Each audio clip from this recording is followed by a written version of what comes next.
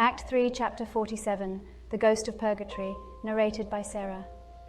The trees dance underneath a snow-laced sky, and chimney smoke rises from the other side of the tree line, permeating from the Yahi village. Laughing, chatting, barking dogs, and wood chopping, all staples of a town alive and well, radiate over the tree line.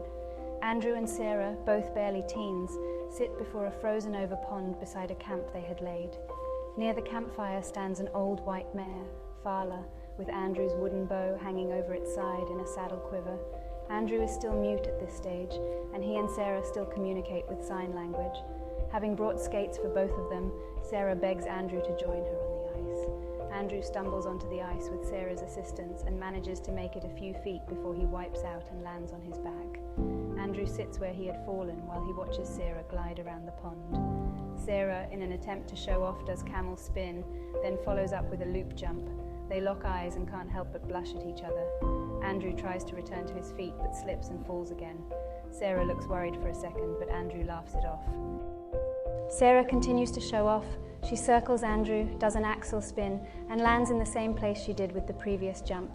They lock eyes yet again, and she giggles while he grins back. She then circles him yet again.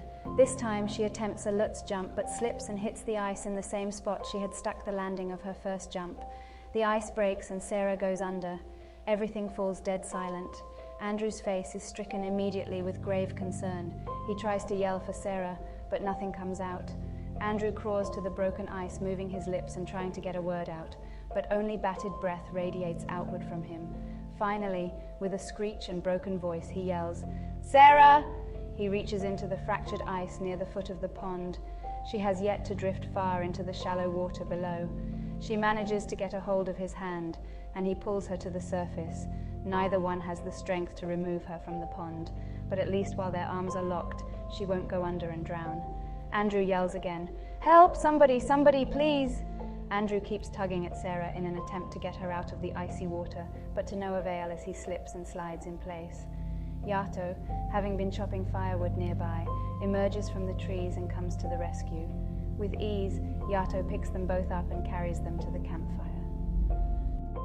Andrew and Sarah sit on the old white mare, both wearing layers of furs, as Yato leads the horse from the front. Sarah whispers to Andrew, "Sarah, so you can talk now?" Andrew shrugs his shoulders. "Sarah, come on, say something." Andrew speaks with a severe lisp. "What do you want me to say?"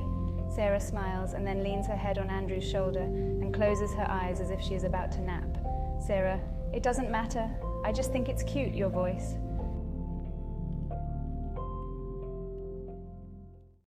A loud roar erupts like a sun igniting overhead.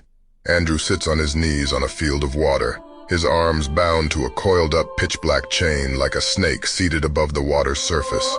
Behind Andrew is a fossilized dead tree and a figure under a white cloak that appeared soaked in blood, like a Teutonic knight returning from battle. He sits on one of the limbs. This figure leaps from the tree, lands on the water-like solid ground without making a noise, and approaches Andrew. Andrew looks down at the chains and his bound arms with confusion. Andrew hears from behind him a calm and collected voice. "Do not be afraid." Andrew looks over his shoulder. "Where am I? Who are you? Do I know you?" "Michael." "Yes, but not yet." Michael has dirty blonde hair and orange eyes, and a white halo sits above his head. His demeanor is grim as he wears a perpetual mean glare. Andrew tries to stand up, but is immediately submerged and re-emerged back on top of the water on his knees, as if the world had just inverted.